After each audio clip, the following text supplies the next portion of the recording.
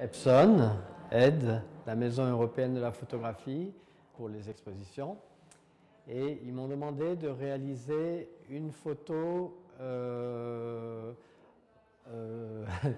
avec leur technique et les procédés Epson.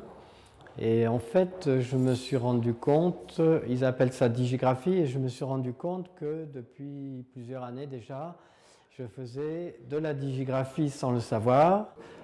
Et j'aime, moi personnellement, j'ai assez confiance dans l'évolution de la technique photo avec les tirages jet d'encre.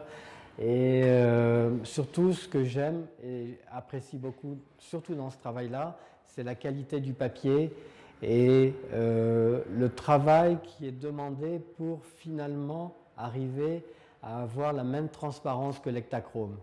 Et donc, c'est, à mon avis, à cause du papier, c'est pas un papier photo, c'est un papier très épais, papier mat. Et j'ai décidé de tirer un certain nombre d'images qui pourraient se rapprocher du dessin presque. Ici, c'est juste un carré blanc, il n'y a pas de couleur. Ça fait partie de la série Blanc-Ménil. On m'a donné ce bâtiment qui est l'ancienne Maison pour tous et qui est maintenant détruite. C'est un pavillon assez quelconque, mais qui m'a intéressé pour, en fait pour le papier peint. Bon, je trouve là peut-être un témoignage des années 60, 70 et bon, j'ai trouvé que c'était intéressant. Alors, je suis arrivé là.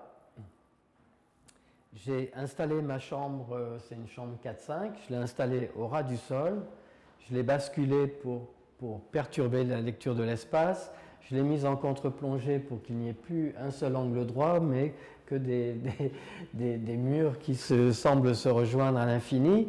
Et là, donc, j'ai englobé quand même la lumière du jour ici, et j'ai dessiné un carré qui lui est stable par rapport à l'espace qui est complètement de travers et en contre-plongée.